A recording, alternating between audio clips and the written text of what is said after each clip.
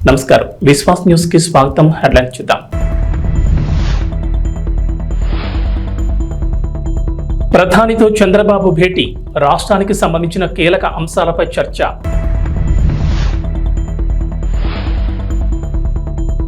AP ప్రజలకు చంద్రబాబు సర్కార్ good news, ఈ నెల 8 నుంచి ఉచిత ఇసుక విధానం అమలు.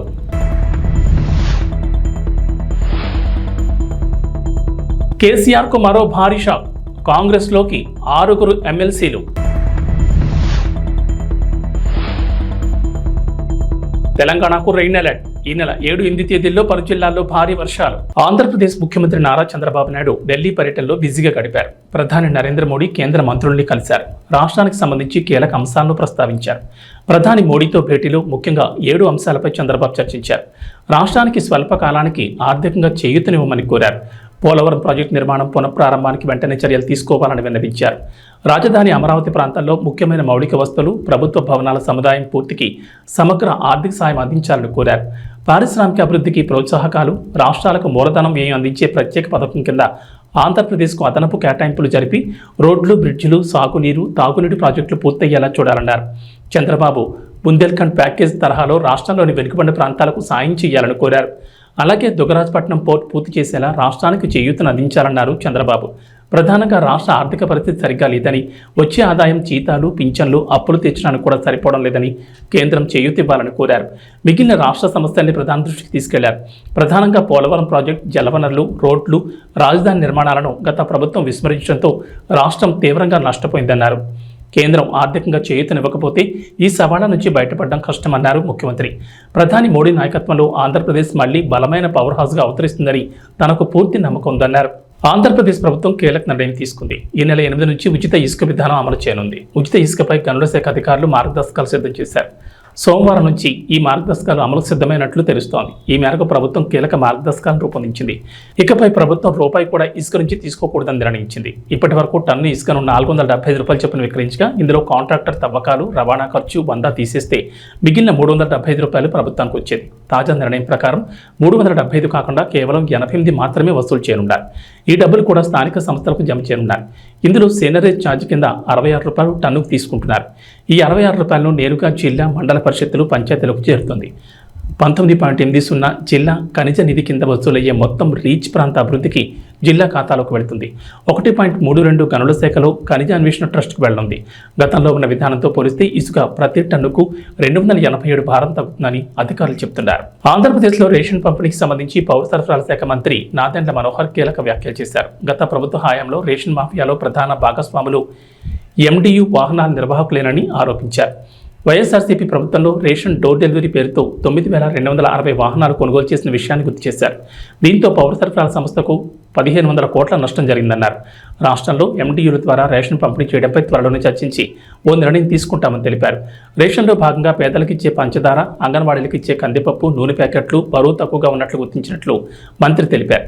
ఈ కారణంగానే రాష్ట్ర వ్యాప్తంగా కందిపప్పు, పంచదార, నూనె, ఇతర ప్యాకెట్ల పంపిణీ నిలిపివేయాలని మంత్రి అధికారులను ఆదేశించారు. అలాగే ప్రస్తుతం నిలిపేసిన పంచదార, కందిపప్పు, ఇతర వస్తువుల్ని త్వరలోనే రేషన్ కార్డుదారులకు అందజేస్తామన్నారు మంత్రి. రేషన్ విషయంలో జాగ్రత్తలు తీసుకుంటామని, అవినీతికి తావు లేకుండా చర్యలు తీసుకుంటామని అన్నారు. 7,615 మెట్రిక్ టన్నులు సీజ్ చేశాం ఒక్క రోజులోనే. ఈ రోజున మళ్ళీ ఉదయం నుంచి ప్రారంభించాం.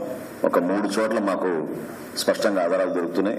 ఎన్ని కోట్ల రూపాయలు ఈ విధంగా ప్రజాధనాన్ని సొంత లాభం కోసం, ఒక కుటుంబం కోసం ఉపయోగించుకున్నారో మీ అందరికీ బాగా తెలుసు. కాబట్టి ఆ మార్పు ప్రజలు కోరుకున్నారు. ఆ మార్పు మేము చేసి చూపిస్తాం. కాకినాడ పోర్ట్ అంటేనే అందరు భయపడుతున్నారు. ఈ రోజున ఏ స్థాయికి వెళ్ళారంటే సొంత వెసల్ మెయింటైన్ చేసుకుంటున్నారు వాళ్ళు. అంటే ఎంత రైస్ ఇక్కడి నుంచి ఎక్స్పోర్ట్ అయిపోయిందో ఆఫ్రికా దేశాలకి మీకు అర్థం అవుతుంది. సొంత వెసల్ మెయింటైన్ చేసుకునే స్థాయికి వీళ్ళు ఎదిగారు. ఇతర దేశాల్లో వీళ్ళకి అకౌంట్స్ ఉన్నాయి. ఇతర రాష్ట్రాల నుంచి కూడా వీళ్ళు సరుకు తీసుకొస్తున్నారు. స్థానిక పోలీస్ అధికారులు కూడా చెప్పాం. టోల్ గేట్ల దగ్గర సీసీటీవీ ఫుటేజ్ తీసుకుని గత 10 రోజుల నుంచి, అంటే నా పర్యటన ఉందని తెలుసుకుని 3-4 రోజుల నుంచి కూడా చాలా స్టాక్స్ లిఫ్ట్ చేసేశారు. ఇది చాలా పెద్ద కార్టెల్ ఏర్పడ్డారు. కాబట్టి వీళ్ళందరి పైన కూడా క్రిమినల్ యాక్షన్ తీసుకుంటాం. అందులో ఏమాత్రం కూడా హెసిటేట్ చేసేది లేదు. లావాన్ ఇంటర్నేషనల్, రెండోది అయ్యప్ప ఎక్స్పోర్ట్స్ అంటున్నారు. అది బీబో వాళ్ళు టేక్ ఓవర్ చేసి నడిపిస్తున్నారు. మూడోది విశ్వప్రియ ఎక్స్పోర్ట్స్, నాలుగోది సరళ ఫుడ్స్, ఐదోది సాటెక్స్ ఇండియా. ఈ విఎస్ రాజు గోడౌన్స్ లో మాకు మన ఏపీ సివిల్ సప్లైస్ కార్పొరేషన్ సంబంధించిన ఆధారాలు, అంటే ఈ స్టాక్ కి సంబంధించిన స్లిప్స్ అన్ని కూడా అక్కడ ఉన్నాయి.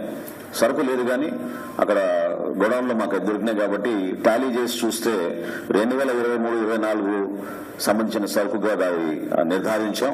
కాబట్టి వాళ్ళపైన కూడా కేసులు పెట్టి ముందుకెళ్తున్నాం. కొంతమంది చాలా పెద్దవాళ్ళు మాకు అన్ని విధాలుగా సపోర్ట్ ఉందని అనుకుంటున్నారు.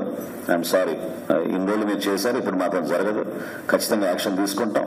మాకున్న గోడౌన్స్ కానివ్వండి, ప్రైవేట్ గా తీసుకున్న గోడౌన్స్ లో కానివ్వండి, ఎక్కడ అవకతవకలు జరుగుతున్నాయో, ఏ విధంగా రవాణా జరుగుతుందో, వీటన్నిటిపైన కూడా డెఫినెట్ గా ప్రతి జిల్లాలో కూడా ఈ విధంగానే సమీక్షా సమావేశాలు ఏర్పాటు చేసుకుని కొన్ని చర్యలు తీసుకుంటాం. ఎందుకంటే ఇక్కడ ఒక మాఫియా ఏర్పడింది, వ్యవస్థీకృత మాఫియా, మామూలుగా లేదు. సామాన్యుడి పొట్టగొట్టి 39 రూపాయలు పర్ కిలో బియ్యం మీకు సరఫరా మేము కొని మీకు ఇస్తుంటే రూపాయికి 8 రూపాయలకి 10 రూపాయలకి ఈ దళారులు వచ్చి ఈ మాఫియా ఏర్పాటు చేసి ఒక కార్టెల్ గా వీరు ఏర్పడి కాకినాడ పోర్టుని అడ్డగా మార్చుకుని రాష్ట్ర వ్యాప్తంగా ఇక్కడ తీసుకొచ్చి ఇది ఒక భారీ దందాకి వీళ్ళు పాల్గొన్నారు. మాజీ ముఖ్యమంత్రి భారత రాష్ట్ర సమితి అధినేత కె చంద్రశేఖరరావుకు వర్ష షాకులు తగ్గుతున్నాయి. గత ఏడాది జరిగిన అసెంబ్లీ ఎన్నికల్లో ఓటమితో డేలాపడ్డ కేసీఆర్ కు నేతలు ఒక్కొక్కరుగా పార్టీని వీడుతున్నారు. కాంగ్రెస్ ఆపరేషన్ ఆకర్ష్ కు బీఆర్ఎస్ విలువలాడుతోంది. కాంగ్రెస్ లోకి బీఆర్ఎస్ వలసల పరంపర కొనసాగుతోంది. తాజాగా బీఆర్ఎస్ చెందిన 6 ఎమ్మెల్సీలు కాంగ్రెస్ లో చేరారు. ఎమ్మెల్సీలు భానుప్రసాద్, బస్వరాజ్ సారయ్య, దండే విఠల్, ఎంఎస్ ప్రభాకర్, ఎగ్గె మల్లేశం, బుగ్గారపు దయానంద్ కాంగ్రెస్ కండువాలు కప్పుకున్నారు.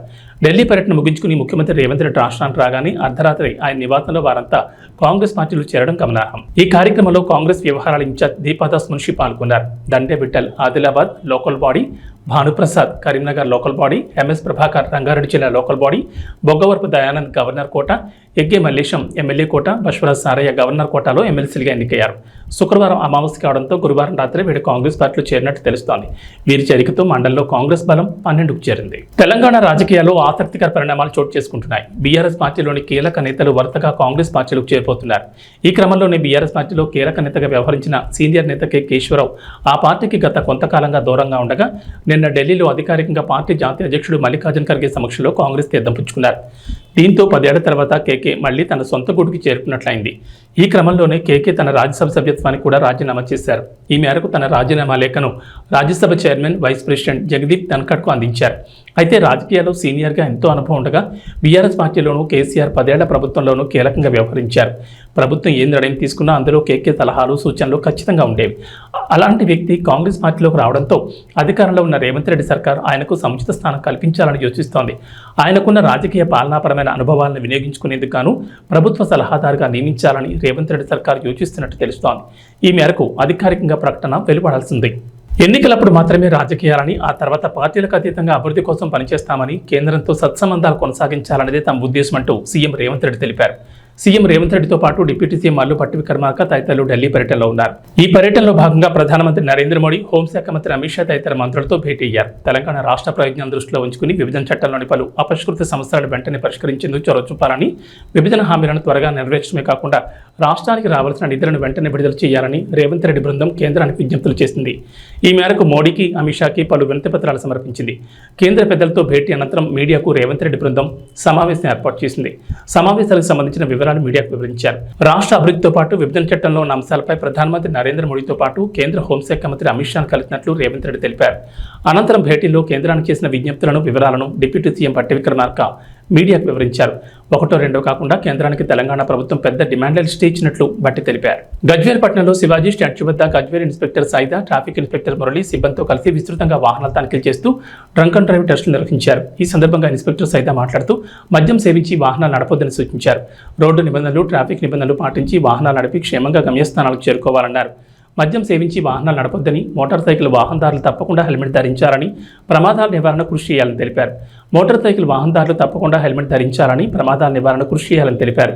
రోడ్లకు ఇరువైపులా ఏర్పాటు చేసిన సైనింగ్ బోర్డ్స్ సూచనలు, సలహాలు పాటిస్తూ సేఫ్టీగా డ్రైవ్ చేసి క్షేమంగా గమ్యస్థానాలకు చేరుకోవాలని సూచించారు. కారు నడిపేటప్పుడు సీట్ బెల్ట్ ధరించాలని సూచించారు. వాహనదారుల్లో, ప్రజల్లో మార్పు వచ్చినప్పుడు మాత్రమే రోడ్డు ప్రమాదాలు తగ్గుతాయని తెలిపారు. ఈ కార్యక్రమంలో గజ్వేల్ ట్రాఫిక్ సిబ్బంది, పోలీస్ సిబ్బంది తదితరులు పాల్గొన్నారు.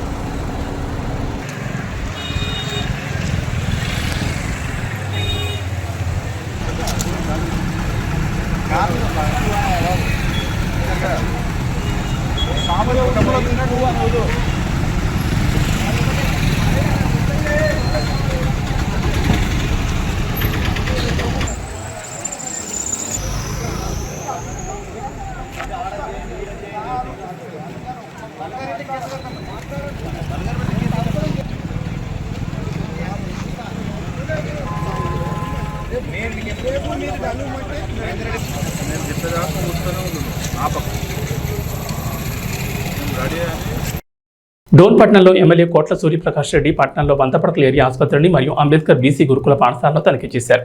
ఈ సందర్భంగా వందపడకల ఏరియా ఆసుపత్రికి కావాల్సిన సదుపాయాలు మరియు మిషనరీ గురించి డాక్టర్లతో తెలుసుకున్నారు. X ray room, lab, casualty, delivery ward కొరత పరిశీలించారు. అక్కడ ఉన్న రోగులతో మాట్లాడి సమస్యలు తెలుసుకున్నారు. అనంతరం అంబేద్కర్ బీసీ గురుకుల పాఠశాలలో 480 మంది పిల్లలకు hostel, kitchen, dining hall, students bench మరియు నీటి సమస్యలు తెలుసుకుని త్వరలో పూర్తి చేస్తామన్నారు. పాఠశాలలోని పిల్లలతో మాట్లాడి భోజన సదుపాయాలు, నీటి వసతి ఎలా ఉన్నాయని తెలుసుకున్నారు. అనంతరం పాతపేటలో ఉన్న ఆసుపత్రి భవనాన్ని మరియు పాత మున్సిపల్ భవనాన్ని ప్రభుత్వ ఆఫీసులకు ఉపయోగించుకునేలా చర్యలు చేస్తామన్నారు. ఈ కార్యక్రమంలో టీడీపీ నాయకులు మరియు బీజేపీ నాయకులు, జనసేన నాయకులు పాల్గొన్నారు.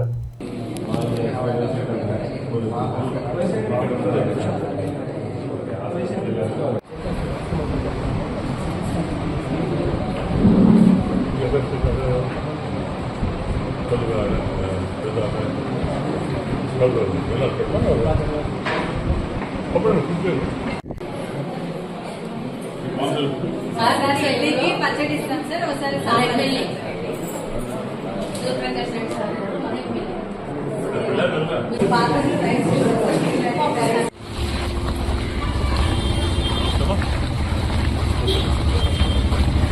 కర్నూలుకి రెఫర్ చేస్తున్నారు.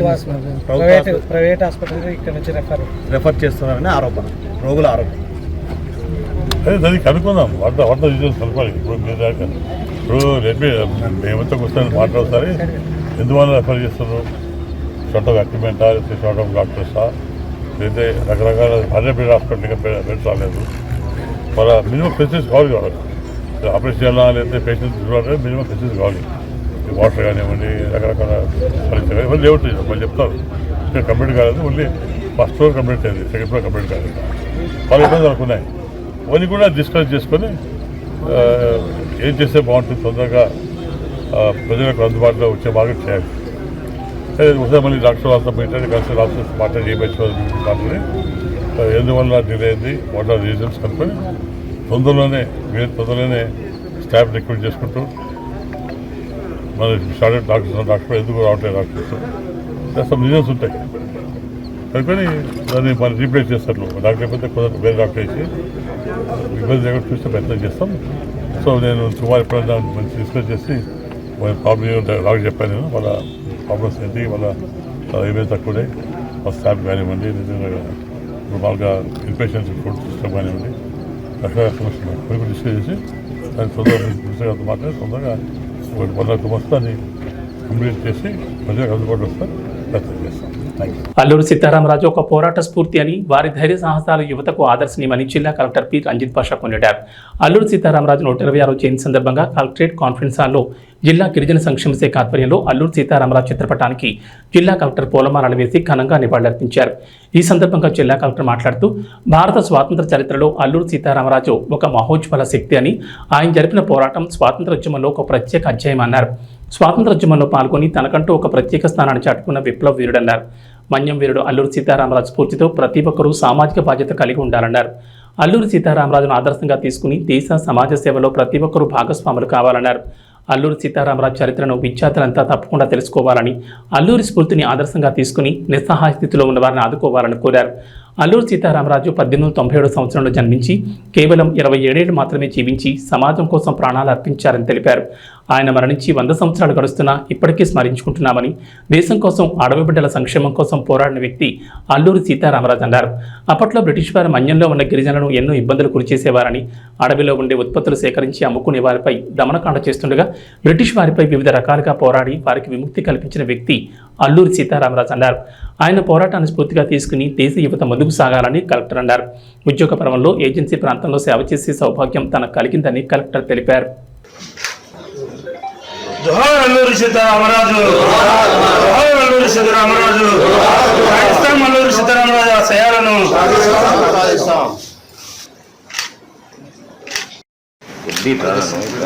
ఒక ఫోటో అల్లూరి సీతారామరాజు గారి జయంతి జరుపుకుంటున్నాం. రోజు 1997లో ఇదే రోజు ఆయన జన్మించడం జరిగింది. బాల్యం నుంచి కూడా ఉన్నత అనుభవాలు జరిగి, అలాగే దేశం కోసం చాలా చిన్న వయసులో ప్రాణాలు అర్పించి మనందరి కోసం, అంటే ఎస్పెషల్లీ మనకి ఉన్నటువంటి షెడ్యూల్ ఏరియా కావచ్చు, అలాగే రంప అంటే రంప ఏరియా అంటాం. సో ఆ ఏరియాలంతా కూడా అక్కడ ఉన్నటువంటి చాలా విభిన్న ట్రైబల్స్ కోసం ఎంతో కృషి చేసి ధైర్యంగా బ్రిటిషర్స్ వాళ్ళందరూ కూడా ఎదుర్కొని రంప తెలుగు వాళ్ళని ఏర్పాటు చేయడమే కాకుండా ట్రైబల్స్లో అప్పుడు ఉన్నటువంటి ప్రజల్లో చాలా వరకు ప్రభుత్వం యొక్క విరాగాలు కావచ్చు అప్పట్లో. సో వాటిని ఎలాగైతే వాటిని ఎదుర్కోవాలి, సో వాళ్ళకి ప్రాపర్గా ట్రైనింగ్ ఇవ్వడం, వాళ్ళందరికీ కూడా విద్యలో వాళ్ళందరికీ కూడా ట్రైనింగ్స్ ఇవ్వడం, సో ఒక తిరుగుబాటు విప్లవాన్ని అక్కడ తీసుకురావడం.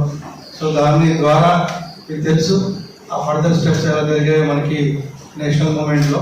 సో ఆ తర్వాత ఇప్పటికీ కూడా మనం 8 సంవత్సరాల తర్వాత కూడా ఒక వ్యక్తిని మనం గుర్తుపెట్టుకొని మరి ఆయన గురించి మాట్లాడుతూ ఆయన మళ్ళీ సరి స్మరించుకుంటున్నామంటే ఆయన చేసిన మంచి విషయాలు మనందరికీ ఆయన చేసినటువంటి అప్పుడు అంత ధీరోదాత్తంగా ఆయన పోరాడినటువంటి ఆ విలువలు కావచ్చు, ఆయన దేనికోసమైతే ఆ విప్లవాన్ని స్టార్ట్ చేశారో, దేనికోసమైతే ప్రాణాల చదువు లెక్క చేయకుండా ఎదురుండి పోరాడారో దాన్ని, ఆ విలువల్ని, ఆ భావాల్ని, ఆ యొక్క ఏవైతే ఆశయాలు ఉన్నాయో అవన్నీ కూడా మనం ఇప్పటికీ కూడా ఇంకా మనకి చాలా చోట్ల ఇంకా వెనుకబడినటువంటి వాళ్ళు ఉన్నారు. సో వాళ్ళందరినీ కూడా మనం ప్రయత్నించుకోవాలి. ఎస్పెషల్లీ షెడ్యూల్ ఏరియాకి సంబంధించి నేను కమిషనర్ డెవలపర్గా ఉన్నప్పుడు కొన్ని యాక్టివిటీస్ చేయడం జరిగింది. అలాగే ఇక్కడ కూడా కొన్ని యాక్టివిటీస్ మనం చేయడం జరిగింది. సో ఎక్కడన్నా కూడా సో మనం ఒకసారి మళ్ళీ అభివృద్ధి దగ్గర స్మరించుకుంటూ ఆయన ఆశయాలకి మళ్ళీ ఒకసారి అందరం కూడా మనం గుర్తు చేసుకుంటూ మళ్ళీ మనం సాధనకి, ఆ ఆశయాల సాధనకి మనందరం కూడా ఉన్నంకితం కావాలని చెప్పేసి. కల్కి 2898 చిత్రం ఓవైపు కాతుల వర్షం కురిపిస్తూనే మరోవైపు రికార్డులను తిరగరాస్తోంది. ప్రభాస్ ప్రధాన పాత్రలో నటించిన ఈ చిత్రాన్ని అద్భుతంగా తెరకెక్కించారు డైరెక్టర్ నాగశ్విన్. ఇక లెజెండరీ నటులు అమితాబ్ బచ్చన్, కమల్ హాసన్ ఇందులో కీలక పాత్రలో నటించారు. మొత్తానికి కల్కితో తిరిగి ఫామ్లోకి వచ్చిన ప్రభాస్కి తన పెద్దమ్మ కృష్ణరాజ్ భార్య శ్యామలాదేవి ఓ రిక్వెస్ట్ చేశారట. మన్యం వీరుడు అల్లూరి సీతారామరాజు జీవితంపై ఓ సినిమా చేయమని ప్రభాస్ను కోరతానని ఆమె అన్నారు. హైదరాబాద్ ట్యాంక్ బండ్ వద్ద క్షత్రియ సేవాసం నిర్వహించిన అల్లూరి సీతారామరాజు 127వ జయంతి వేడుకలో శ్యామలాదేవి పాల్గొన్నారు. ఈ సందర్భంగా మీడియాతో మాట్లాడుతూ ఈ స్టేట్మెంట్ ఇచ్చారు. అల్లూరి సీతారామరాజు పాత్రను కృష్ణరాజు గారు చేద్దామనుకున్నారు. ఆయన నా పాత్రలో చూడాలని మా అందరి కోరిక. కానీ ఆ తర్వాత కృష్ణ గారు చేశారు. చాలా మంచి సినిమా, పెద్ద హిట్ అయింది. ఇప్పుడు ఇన్ని సంవత్సరాల తర్వాత ఆ క్యారెక్టర్లో ప్రభాస్ను చూడాలని అభిమానుల కోరిక. వారి విన్నపాన్ని నేను బాబుకు విన్నవిస్తాను. ఆ క్యారెక్టర్కు ఏమాత్రం అవకాశం ఉన్నా ప్రభాస్ని చేయమని కోరుతాను. ప్రభాస్ని ఈ పాత్రలో చూస్తే సీతారామరాజు మళ్లీ పుట్టినట్లుగా అనిపిస్తుందని అభిమానులు అంటున్నారు. అది కూడా నేను ప్రభాస్ చెప్తానంటూ శ్యామలాదేవి అన్నారు. సీతక్క గారికి కూడా మా మాట మన్నించి వచ్చినందుకు ఆవిడకి కూడా మా ధన్యవాదములు. ఇంకో విషయం ఏంటంటే కమిటీ వారందరూ ఒకటి కోరారు. ఇప్పుడు కృష్ణరాజు గారు చేద్దాం అనుకున్నారు. ఆయన ఆ క్యారెక్టర్లో చూడాలని మా అందరి కోరిక. అలాగే తర్వాత కృష్ణ గారు చేశారు. చాలా మంచి మూవీ, ఎంతో హిట్ అయింది. ఎన్నో సంవత్సరాలు అయిపోయాక ఇప్పుడు ఆ క్యారెక్టర్లో ఒకసారి రిపీట్ అయ్యి మా ప్రభాస్ గారిని చూడాలని వాళ్ళందరూ కోరిక. వాళ్ళందరూ విన్నపం నేను బాబుకు వినిపిస్తాను. ఆ క్యారెక్టర్ ఏమాత్రం అవకాశం ఉన్నా ప్రభాస్ గారిని చేయమని కోరుతాం. మళ్ళీ ఇంకో సీతారామరాజు మళ్ళీ పుట్టాడు అని అనిపించేలాగా మాకు ఆ ప్రభాస్ గారిని చూస్తే అనిపిస్తుందని నాగరాజు గారు, మా నాగరాజు గారు వీళ్ళందరూ చెప్పడం జరిగింది. అది కూడా నేను బాబుకి తెలియజేస్తాను. ఈరోజు అల్లూరి సీతారామరాజు గారి గురించి ప్రతి ఒక్కరూ గర్వించదగ్గ మహానుభావుడు, మన్యం వీరుడు. T20 ప్రపంచ కప్ కైవసం చేసుకుని భారత గడ్డపై అడుగుపెట్టిన టీమిండియాకు ఘన స్వాగతం లభించింది. గురువారం మొత్తం టీమిండియా ప్లేయర్లు సంబరాల్లో మునిగిపోయారు. ఫ్యాన్స్ను ఉత్సాహపరుస్తూ గడిపారు. బార్బడోస్ నుంచి 15 గంటల ప్రయాణం తర్వాత టీమిండియా ప్రత్యేక విమానంలో ఢిల్లీలో ల్యాండ్ అయింది. అనంతరం హోటల్లో ఫ్రెష్ అప్ అయి ప్రధానమంత్రి నరేంద్ర మోడీతో భేటీ అయ్యారు. అంతకుముందు హోటల్ వద్ద బ్యాండ్ శబ్దాలకు డాన్సులు చేశారు. ఆ తర్వాత భారత క్రికెట్ ప్లేయర్లు ముంబైలో అడుగుపెట్టారు. ప్రపంచ కప్ గెలిచి తొలిసారి ముంబై గడ్డపై అడుగుపెట్టి టీమిండియాకు అపూర్వ స్వాగతం లభించింది. వారు ప్రయాణించిన విమానానికి 2 వైపుల నుంచి వాటర్ ఇంజన్లతో నీరు కుమ్మరించి వెల్కమ్ చెప్పారు. విజయోత్సవ ర్యాలీ సాగిన మెరైన్ డ్రైవ్ రోడ్ జనసంద్రాన్ని కల్పించగా అనంతరం వాంకడేలో ఏర్పాటు చేసిన కార్యక్రమంలో టీమిండియా ప్లేయర్లు భావోద్వేగానికి గురయ్యారు. ఇక వాతావరణ విషయానికి వస్తే రాష్ట్రంలో నైరుతి రుతుపవనాలు చురుగ్గా మారినట్లు వాతావరణ శాఖ తెలిపింది. జూలై 7-8 తేదీల్లో భారీ వర్షాలు కురిసే అవకాశం ఉందని ఐఎండీ అంచనా వేస్తుంది. జూలై 7న ఆదివారం భద్రాద్రి కొత్తగూడెం, ఖమ్మం, నల్గొండ, సూర్యాపేట, నాగర్ కర్నూలు, వనపర్తి జిల్లాలోను, జూలై 8 సోమవారం మంచిర్యాల, కరీంనగర్, పెద్దపల్లి, జయశంకర్ భూపాలపల్లి, ములుగు, మహబూబాబాద్, వరంగల్, హనుమకొండ, జనగాం జిల్లాలో భారీ వర్షాలు కురుస్తాయని పేర్కొంది. వీటితో పాటు ఇతర జిల్లాల్లోనూ ఈదురుగాలులతో కూడిన మోస్తరు వర్షాలు పడే అవకాశాలున్నాయని చెప్పింది. అటు గురువారం ఉదయం నుంచి శుక్రవారం ఉదయం వరకు పలు ప్రాంతాల్లో తేలికపాటి వర్షాలు నమోదయ్యాయి. యాదాద్రి, సూర్యాపేట, ఖమ్మంతో పాటు పలు చోట్ల ఓ మోస్తరు వర్షాలు కురిశాయి. శుక్రవారం రాత్రి హైదరాబాద్ నగర శివారులోని ఎల్బీ నగర్, వనస్థలిపురం, హయత్ నగర్, పహాడీ షరీఫ్, తుక్కుగూడ, బాలానగర్, బిఎన్ రెడ్డి నగర్లో మోస్తరు జల్లులు పడ్డాయి. నైరుతి రుతుపవనాల తోడు ఉపరితల గాలులు వీస్తున్నాయని, గురువారం నుంచి 5 రోజుల పాటు తేలికపాటి నుంచి ఓ మోస్తరు వర్షాలు కురిసే అవకాశం ఉన్నట్లు ఇప్పటికీ ఐఎండీ అంచనా వేసింది. ఏవీ బులెటిన్ విశేషాలు. నమస్కారం.